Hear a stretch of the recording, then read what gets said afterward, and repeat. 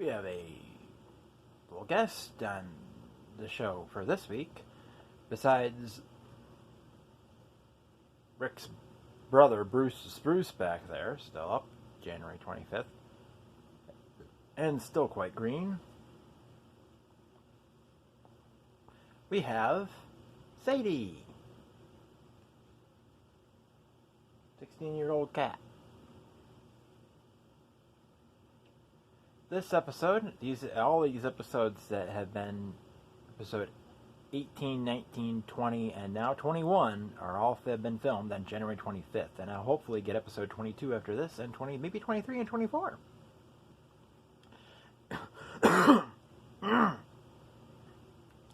So, here we are for another episode of Real Railroads, the information show covering all things about the prototype railroads.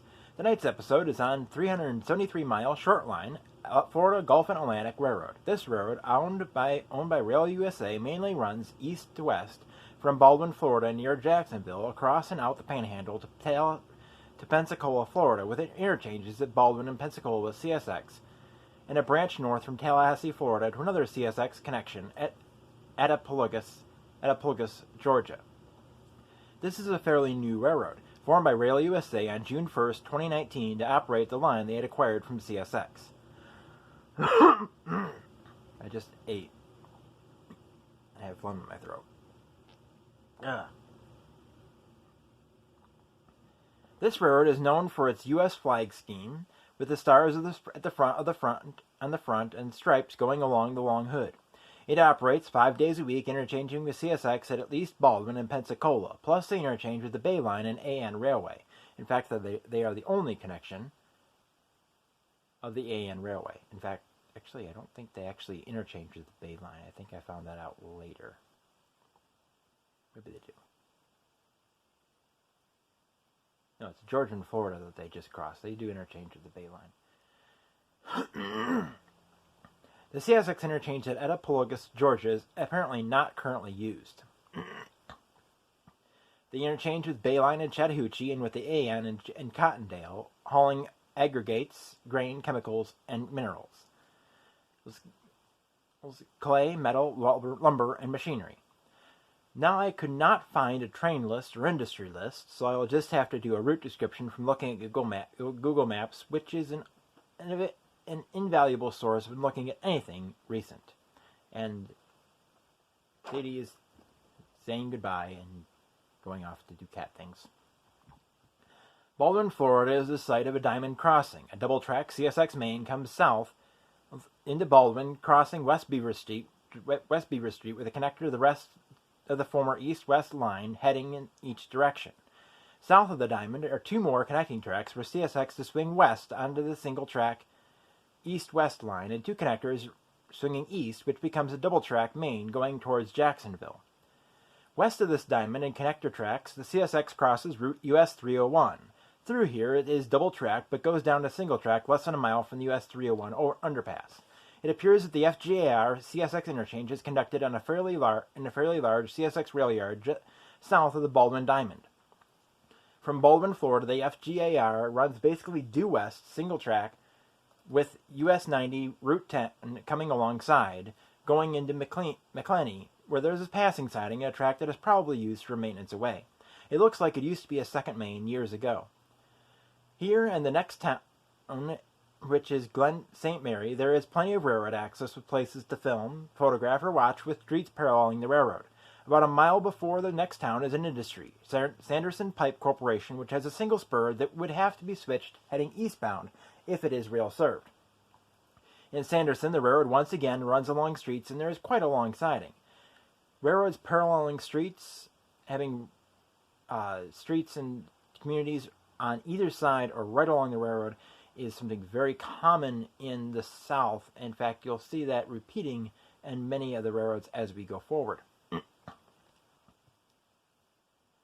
US 90 crosses the FGAR east of Sanderson and continues on its south side heading west. The FGAR crosses under I-10 west of Sanderson, running through woods. It then passes the Baker Correctional Institution in Ulisti Battlefield Historic State Park.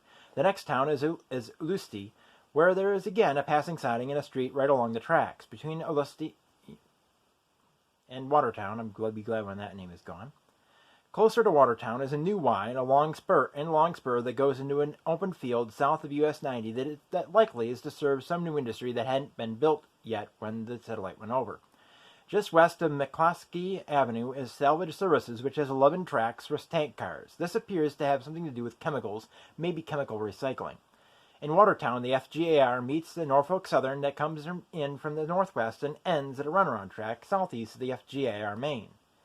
Despite being close, they do not connect, instead crossing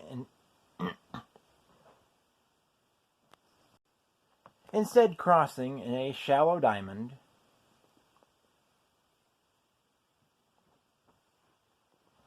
along Northeast Washington Street.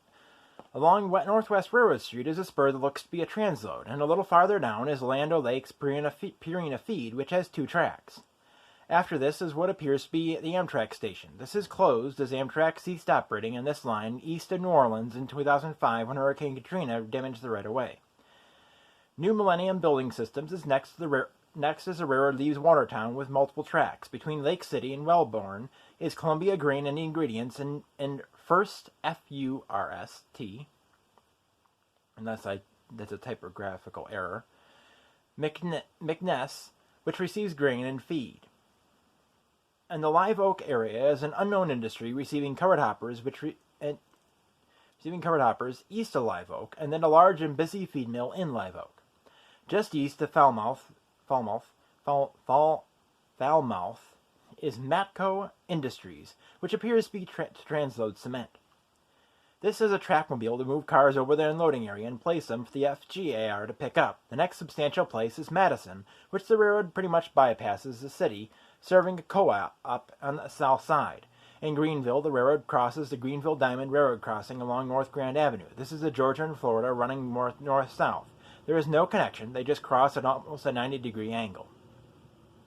In Tallahassee, the railroad winds around and through residential and commercial areas. The yard and engine terminal is along Roberts Avenue. In Tallahassee, the Bainbridge subdivision swings off to the north. This was built in 1901 as the Georgia Pine Railway, then became the Georgia, Florida, and Alabama, and then in 1927 became SAL. This has no industries in Tallahassee but serves Coastal Plywood Company near Hinson, Florida. It then crosses the state line near Attapulgos Creek, serves BASF Catalysts, which receives tank cars and covered hoppers out in the middle of nowhere. From looking at Google Maps, it appears the rest of the Bainbridge subdivision is used for storage, as there is a string of covered hoppers on the main with no sign of a locomotive. Technically, BASF would be in Attapulgos, as the town is to the northeast. There is not a sign of an interchange, and the rails look poorly maintained. The FGAR owns the rails to Bainbridge, but they are not used. A string of covered hoppers... I moved it up and lost it. String of stored covered hoppers blocked the main as of the last time the Google satellite went over that area. Between Ocklaconee and Midway is an Aggregates transload. In Quincy is Capstone Logistics, BASF Corporation, another industry that receives covered hoppers that no name was found for, all in public view. After this, the railroad once again is winding through woods, heading to Chattahoochee. The Apalachicola Northern, or now it's called the AN Railway, comes along a ways east of Chattahoochee, and they have a crossover between the two with a long, thin yard. The railroad bypasses downtown Chattahoochee, instead winding around it, with a small yard to the south. Just after the AN rails join the FGAR, it then crosses the Apalachicola River and meets a disused branch that goes to the Gulf Power Station.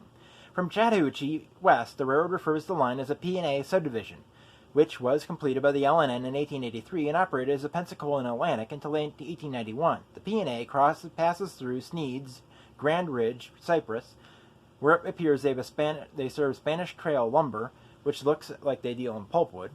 They serve Anderson, Columbia, southeast of Mariana, which receives aggregates, and have a small team track like spur in Mariana that doesn't look used. Next is Cottondale, where the FGAR has a siding, crosses the Bay Line at almost an 90-degree crossing. I think I got it's the AN, the interchange in Chattahoochee, and the Bay Line that they interchange in Cottondale. I think I got those reversed in the intro.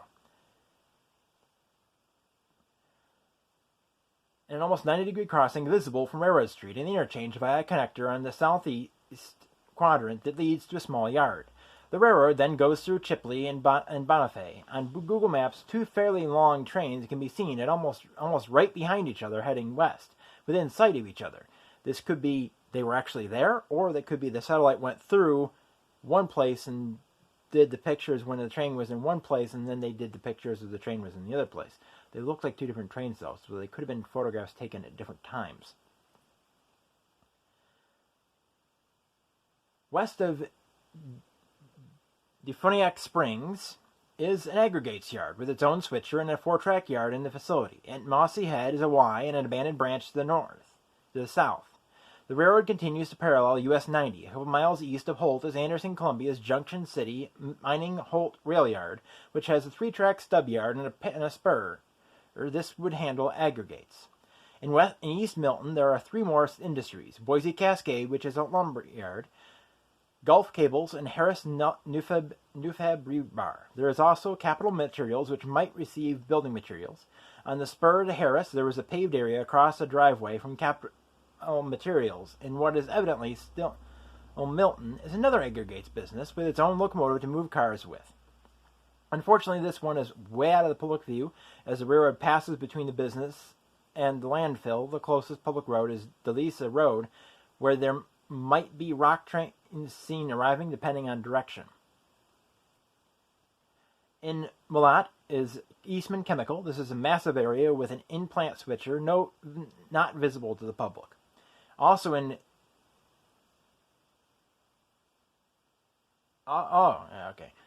Also a GP unit.